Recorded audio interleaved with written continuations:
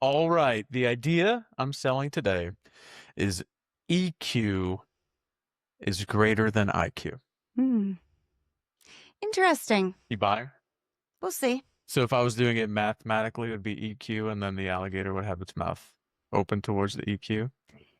That's one of the best things I ever learned in elementary Still, school. you still remember that, right? I mean, I still do. I think of it every single time I write the greater than less than symbol. Yeah. Yeah. So EQ, EQ is greater than IQ. alligator, Yeah. big alligator mouth towards EQ, Yeah. IQ. IQ, little Yeah. Well, first you need to explain what EQ is EQ, and what IQ is. So what's IQ? IQ intelligence quotient. I think of it in terms of like what you would get on the standardized test. How much knowledge and information do you have in your brain? Right. And also like not even just how much you know, but how much you can infer is kind of what I think of it as. Oh, okay. All right. Like, It's special. yeah, well, that is it. It's not how much, it's not like how good are you at Jeopardy necessarily. Eh? Yeah, because I think there's another one called knowledge quotient. Yeah. That's like how good you are at Jeopardy. Yeah. But it's like, Yeah. IQ is like, if you think of it in terms of a salesperson, everything you know about your product, all of the things you know about your market, contracting vehicles, all those types of things, right? That would be IQ. All the information that you have or that you can readily spew out. okay.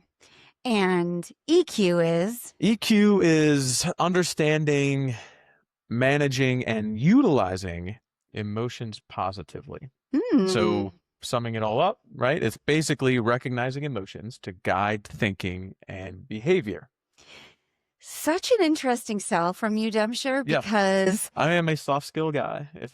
yeah, but I do feel like in our marriage episode, you talked about how you didn't even know you had emotions when we first got married. Yeah, that's part of my story today. If you're getting Oh, ahead of it. okay. Sorry, Yeah, I sorry. just got emotions around 30, 30. 30. Yeah. Oh, wow. So you've had them for quite a while. Yeah, no, it's been years since yeah, I'm getting used to them now. Now I can really like verbalize them, so my EQ is climbing day by day. Congratulations. Yeah. I take some credit Of for course. that. Of course. So I'm buying it So now. anyway, now you're buying it, right? Okay. So EQ, the ability to understand and leverage emotions to guide thinking and behavior, more important than IQ, basically, what do you know? Right? Okay. So you're saying your emotional intelligence More valuable. is more valuable and more important Yep. than your intellectual intelligence. Right. And I'll Okay. tell you why. I'll tell you Yes. why. Tell me why. Before we get to my story, I wanna sort of get into a little bit of I know you love brain science. I love economics. I love how economics Opposites attract. No, I'm not You know what they say. I love how economics like sort of defines everything, or you can define everything with basic economic principles.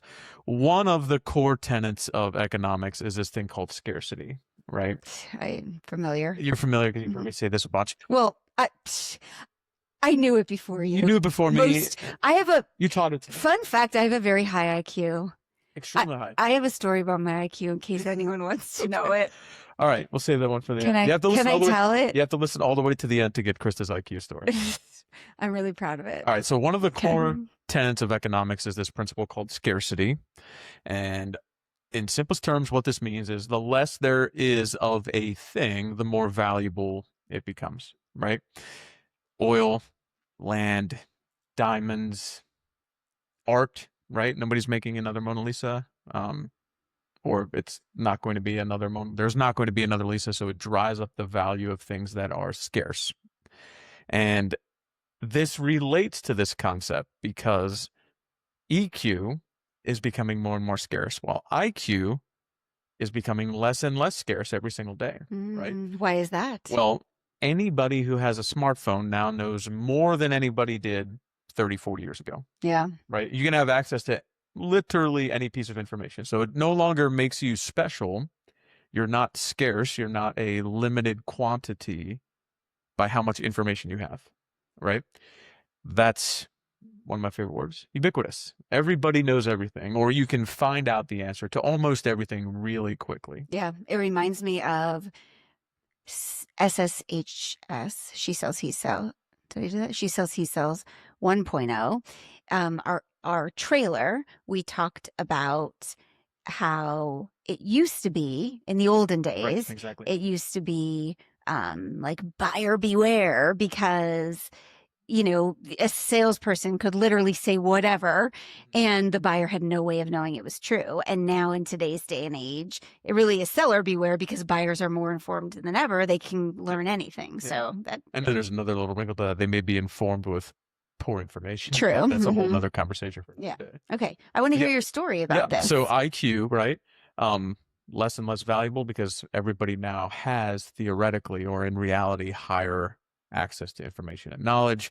EQ had always been a rare commodity and now is getting even rarer because people aren't, you can't Google it, AI can't do it, right? It is solely supplied on the economic side of the house. There's just a supply side problem with EQ. It has to be a human piece. It has to be somebody who knows what they're doing, right? So I would have said, I don't know, 20 some years ago, 20 years ago, I would have been heavy in the IQ is the most important thing, right? What you Before you know knew you had emotions. before I recognized my first emotion, What was your first emotion? probably anger. You knew you had that one from a young age. You No, knew- that's right. I did have that. I just didn't recognize that was an emotion. I thought that was just like Tuesday. So true. No, What was your first emotion past anger? love. Oh, good answer. I was like, there's only one correct Yeah. answer to this. Okay. I don't know how many. Is there like an official list of how many emotions there are? Just like how many tastes there are? Like, when you get that, you're like, oh, that's When I was getting my master's in counseling, we had like, I remember, you should remember this. It was a handout and it was like all the emoji faces before there were emojis, and it was all the different feelings. Yeah. Remember that? And it was like 52 emotions. 52? Well, I just made that Oh. up, but there were a lot. Yeah. It was ashamed, bashful, frustrated, and it was like, I feel ashamed when Oh, I you remember that. this, Yeah. and I made you go through all of them Yeah. with me. That was Yeah. fun. That's probably where yeah. It's probably where you I don't know if bashful and ashamed was on the top of my original feelings list. Anyway, back to your Anyhow, story. a long time ago, I would have thought that IQ was really the driver of everything, particularly as it related to my sales life and my sales career. I thought first coming into the industry, straight out of the military, leadership roles in the military, I felt like I had built a solid EQ, but I didn't understand the value of how that translated into the world that I was now stepping into. Which was? Medical sales, right? So I started my career in med device sales in the OR. We've talked about that before, bringing product in, telling surgeons how to use your product. No doctor put that there, not there sort of thing. You're in all these surgeries all day long with these surgeons who are really intelligent people. And it takes a unique sort of approach to that where you're comfortable telling somebody that they're doing it wrong while also not making them feel like, sort of calling them out, which is sort of the the crux of my story here. So very much you have to know what you're talking about. Right? Yeah, you got to know your stuff. You got to be confident and comfortable in new situations, and that's sort of the job, right? So anyhow, maybe getting into that space really drove my latching onto the IQ part of it. And I always remember we had in that world, there were these sort of like surgeon committees, and sometimes vendors would be invited to these surgeon committee meetings and you could present your product, right? So it's not like every hospital in the world stocks every single product. You have to get on contract, get approved for them to stock it, so on and so forth. If you're not, you're just basically up the creek, and that hospital is like sort of like not part of your business plan, right? So anytime you can get in somewhere new, it's hugely beneficial. And I remember there was a surgical committee meeting at one particular hospital, and surgeons, just so we're familiar, they generally have privileges at different places. So it's not like they only operate at one hospital. So I had contact with a handful of these surgeons at other locations, and this was a huge hospital for me. And they were giving us like, I don't know, 25 minutes or something very specific to review our product and give a presentation. And there was probably 20 or so surgeons in there, like the general surgery committee, whoever was on it. And I really rehearsed, like put together a presentation that I thought was going to be great, had all the important information and knowledge and all the IQ stuff in there that I wanted to nail. And I also remember there was one particular surgeon who I had worked with previously at a different hospital. And I thought, boy, wouldn't it be great if I called on Dr. Krista in the middle of my presentation to be like, hey, Dr. Krista, you're familiar with this from your work at, Memorial Hospital. Can you share some of your experience? And to have Dr. Krista be like, yeah, you know what? This is great. Brian's great. Everything's amazing. And that would be like really ice this cake, So anyway, I go through my IQ, I'm, nailing it with all the important information pieces. And then I get to that point and I turn to Dr. Krista and I say, hey, exactly that. You've used this. Can you share some of your experience? And immediately I noticed Dr. Krista is not comfortable having been called on in front of peers unexpectedly and then having to sort of feel like they're supposed to be like a champion because they know me and they appreciate the product and maybe appreciate me, but they certainly don't want to be out of line. And this is, sort of a professional committee for them. So immediately I get the sense that, she's not comfortable sharing any of that information, right? But instead of sort of like being like, oh, sort of trying to find a way to play it off, I kind of dig in a little deeper with more information, with more IQ driven stuff and say, here's what this has done for Dr. Krista. And really just kind of almost ignoring or downplaying or really sort of poo-pooing, as the kids say, the EQ piece to that, right? And if I had a mulligan, if I had to do it all over again, I certainly would have had that conversation with you beforehand to say, are you comfortable doing this? B, I probably would have noticed the body language and all of those tells from that particular doctor before we got to that stage in it. And C, I probably would have opened, if I had to redo the whole thing, I wouldn't have opened with the presentation on features and facts and all that stuff. I would have opened with a story, or shared, it didn't have to be this particular person, but a third party event. It could have been nameless, right? But I would have done it so differently now, knowing what I know, as opposed to being so IQ driven, so facts, so product features, benefits kind of driven in that stage of my life, So it's really, I think of that, and I don't know how well everyone is receiving that and that translates to this, but I really think of that as one of those eye-opening events for me, because ultimately, it was a failure, right? Didn't get in. Learned a lot from that experience, and really helped me understand the value of personal connections, leveraging emotions, leveraging feelings to help drive to the place that you want to be more so than facts, knowledge, information. Yeah. So what I'm hearing is you went into the meeting super prepared, Correct. knowing all your facts, Yep. and knowing that this person in the meeting could be an ally, Yeah. and knowing like you're nailing the facts. And so you're going to be able to call on this person, and why wouldn't they back you up? That's a great point, right? Because then the EQ point in this would have been like, well, of course they would feel weird being put on the spot in that situation. So of course we should have a conversation about this before the meeting. But you're leading with your head, which is I'm getting everything right, and they know I'm right. So of course they're going to back me up. Yeah. But you're forgetting the emotional piece, which, even though these are very smart people, this is a very smart person, they're still an emotional being. And that's what I think we have to remember. Humans are emotional beings before we're logical, rational beings. It goes back to something we've talked about many times on this podcast. And we've talked about the book Switch, which is one of your favorite books. We're led by emotions and that old lizard brain before we're led by our logical brain. That's just how we're wired. Yeah. So you agree with my story?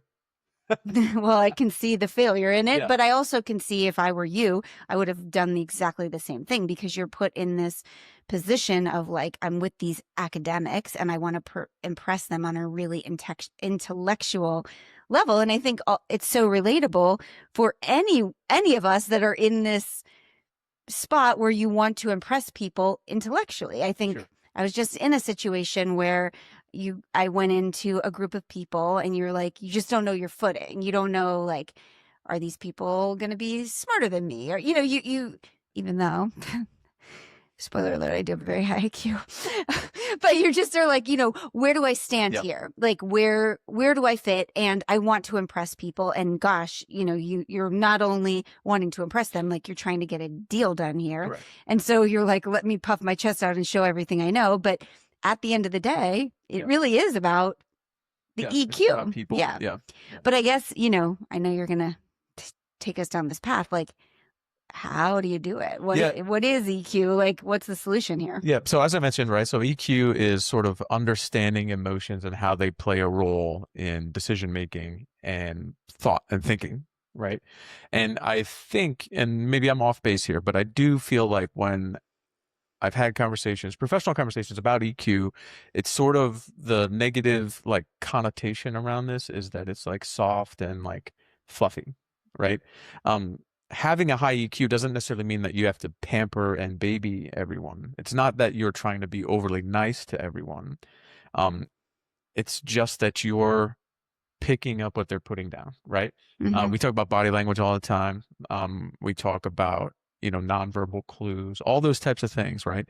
EQ is having the ability to see those things and hear, obviously, what people are saying to you, to pause and really internalize that. And one of the words that you're always going to hear about when you talk about EQ is empathy.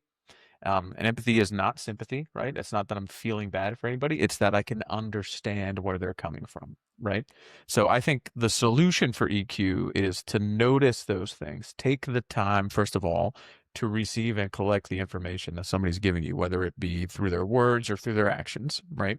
Um, Validate that. And if you're not sure, ask the questions to clarify those types of things and pay attention to sort of the way that someone is feeling and what they're not saying. Collect all that information just like you would in any other fact finding mission, right? And then tap into the things that the person is thinking and feeling and expressing. Put yourself in those shoes by collecting and analyzing all that data. So in your story, you were getting when you realized you put this person on this doctor on the spot and you're getting a little bit of a wall up. Yeah. You double down and like, let me Yeah. go a little bit harder. What could have you done instead? Yeah, I think now, like, well, I feel like most of the EQ piece would have been on the front end of that Obviously, event. yeah. But if I were to make the same mistake exactly right now, I think I would just call it out, right? I would just read the fact that he's uncomfortable there, and I would just basically call myself out and say, hey, I didn't mean to put you on the spot there. And I apologize if that came out of left field. What I was really trying to do was to, give a firsthand perspective of what someone's experience has been with this product. I'm happy to share with, some of the information that I've heard from other folks. I think another thing about EQ is just honesty and just straight, like calling out things that didn't go well. Every and this might be a nugget of information for you. Every single human in the world has been in a situation where they've, really screwed it up, right? Everybody knows what that feels like, whether it's on a stage giving a speech to 3, 4, 500 people, whether it's a one-on-one conversation, whether it's, trying to get your kid to do something that you want them to do. Everybody has made a mistake, right? So everyone knows what that feeling is. So why try to sugarcoat it or ignore it or turn a blind eye to, having done that yourself? Just call it out and keep moving, right? I mean, that to me has been one of the biggest learning things in the world for me as far as EQ is like, it's not making a mistake or recognizing something didn't go well is not a showstopper. Call it out, let people know, hey, here's what I was trying to do there, and then move on and keep going. Because you think you convince yourself like, oh, if I do that, we're going to dwell on that piece. And we're just not. I just, from experience, like it just doesn't happen. Yeah. Yeah. It's the humility piece, and the authenticity that people are just craving. Totally. Yeah. So, I mean, the solution to drive EQ, like I said, is essentially data collection, right? Take in all of the things that somebody's giving you, whether it's verbal, nonverbal, whatever it is. Put yourself in their shoes. Try to understand it from their point of view. Again, as I mentioned earlier, like this isn't about being nice. It's not about treating everybody like super kind, right? But it is about seeing things from their point of view, not necessarily seeing things from fact. I have some objections You do have some and some objections? questions, but I'll save. Well, can I put them in now? I mean, you can do whatever you want. It's Well, not your go. show. Yeah. I mean, I think I do. I mean, I'm totally buying it because this is Agreed. totally my jam. It's my jam. And I do want to talk about why it's so important right now. I, in my world, in my work, what I see people, when I see people ignoring this and really leaning into the IQ and like, let me show you how much I know, Yep. I think people perceive that as cocky or self-centered or egocentric. But what I see it as is a bit of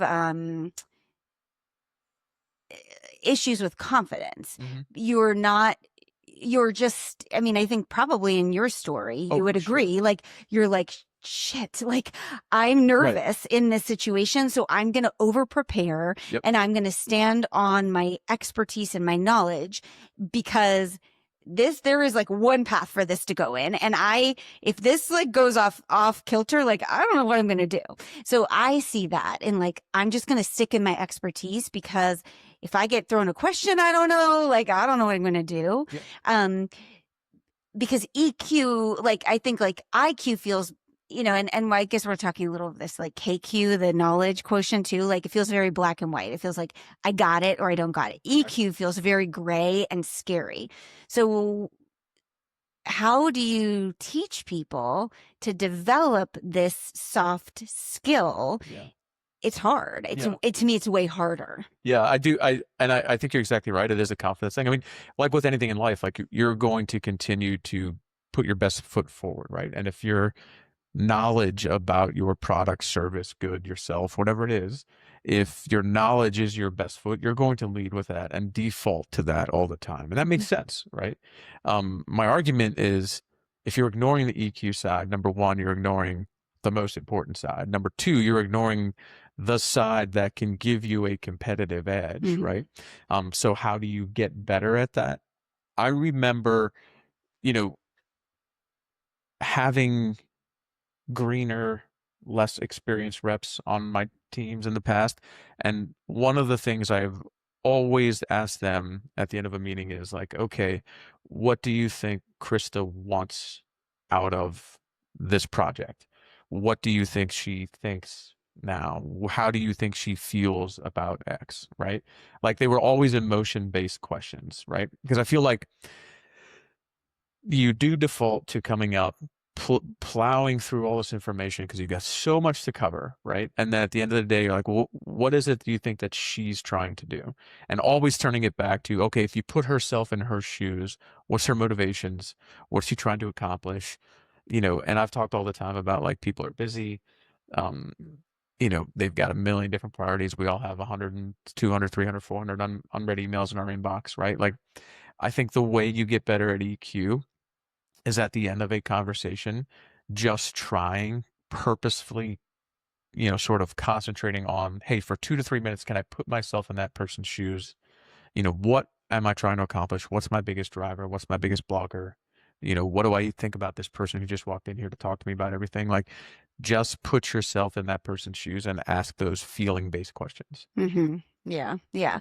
And it's to me like a muscle that you're Oh, building totally. and a very worthy muscle. I think some people have an advantage because they grew up in houses where this was a skill that was developed. And, Yep. we're joking about emotions, but it's really not about like, let's talk about feelings. It's about like, you're going to order your dinner, like when the waiter Right. comes to the table, you're going to learn to talk to that person. It's about, you know, little things like this is a big part of the way we parent. So we're teaching our kids things all the time. Like you're going to go advocate for yourself in that situation with that teacher, with that coach.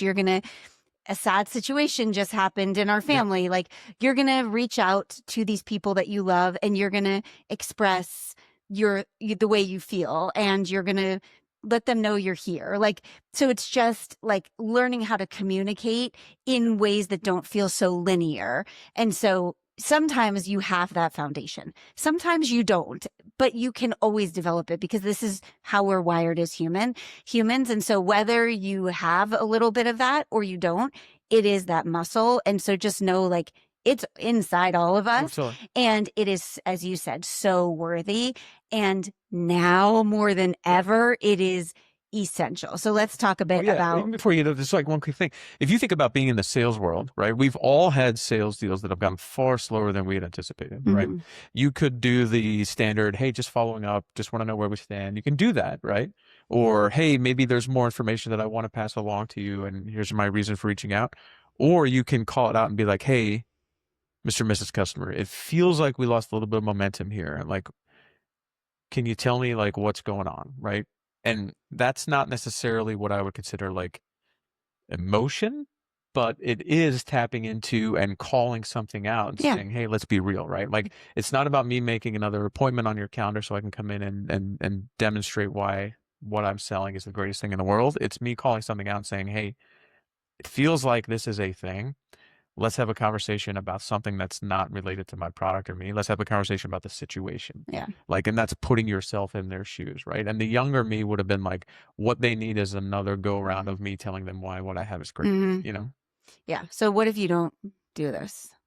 What's the downside? Well, I think of things in terms of like, just going back to that economic principle of scarcity.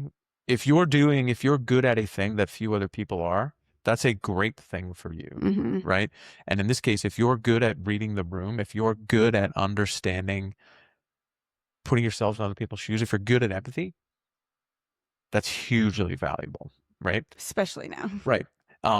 You're looking for job security and for things that can do things that, things that can do things that high IQ individuals can do. They can't replace people, but there's a lot of data analysis right now. There's a lot of information available. There's a lot of AI available that can handle those types of things, right?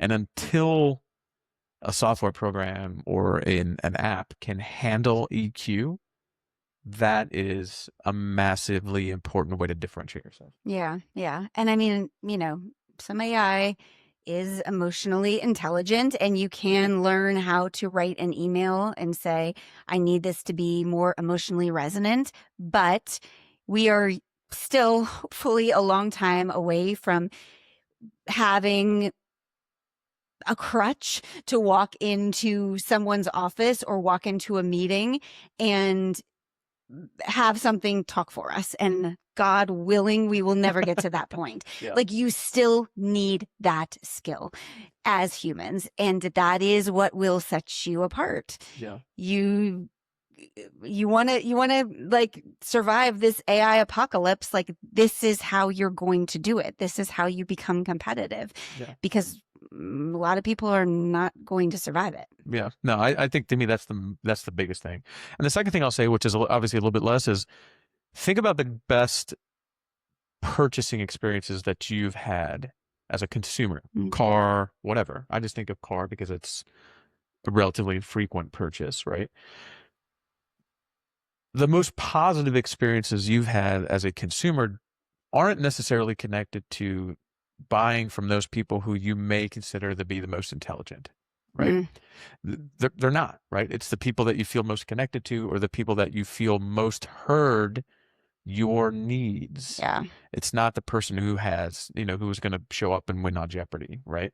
It's very Not true. to say it's not important to be intelligent. I think it is. We're going to still continue to send our kids to school. 100%. Sort of valuable. They should definitely graduate 5th grade. Yeah. I mean, we very much value intelligence, probably maybe even a little too much in our house, but yeah.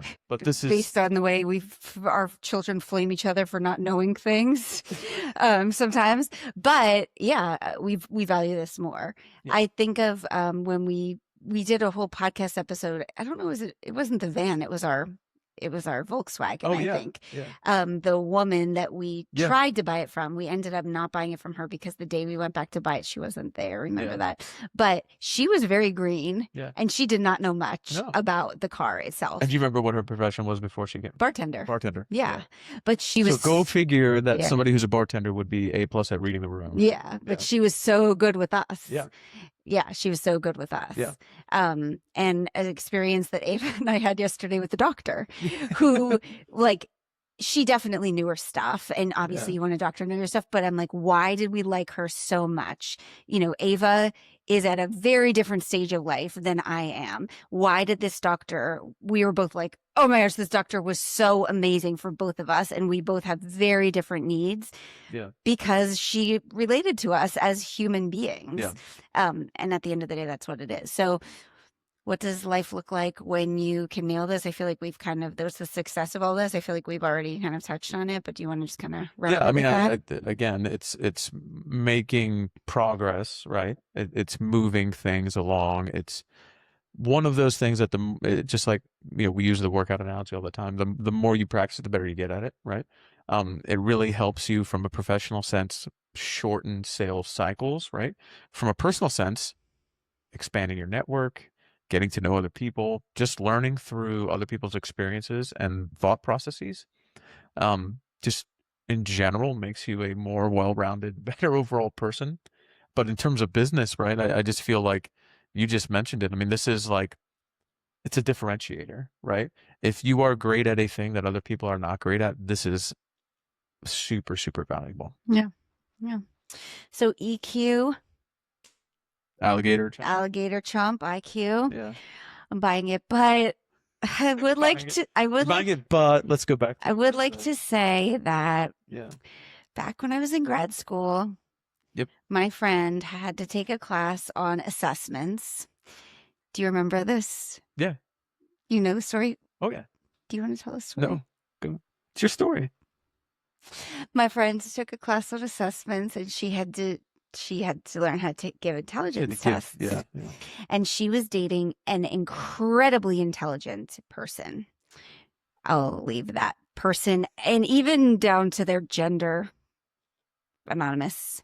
But this person was known to be incredibly intelligent, coming from a very incredibly intelligent family Yeah. with incredibly intelligent siblings, and they all had these like stacked resumes, like went to Ivies and just like you're like, wow. And she gave the person she was dating an IQ test. Yeah. And then she gave me an IQ test. Yeah. What happened? And guess who got the higher IQ? You did. I did. That's right. I did. remember that. I beat I the know. person she was dating. Not that it was a competition. Not but that it was a competition at all. No, it was just I a learning did. experience. Yeah. I may have been 23 when that happened, or 24, and I'm still talking about it because that is a major flex Yeah. for me. Yeah. Yeah. So, I mean, IQ is maybe a little important. I'm just saying. It's not unimportant. It's just No. alligator I'm just chomp. teasing, but that is one of my flexes, and you Yeah, can put it's a that good on. one. You can put that on my tombstone, and you can name that person then.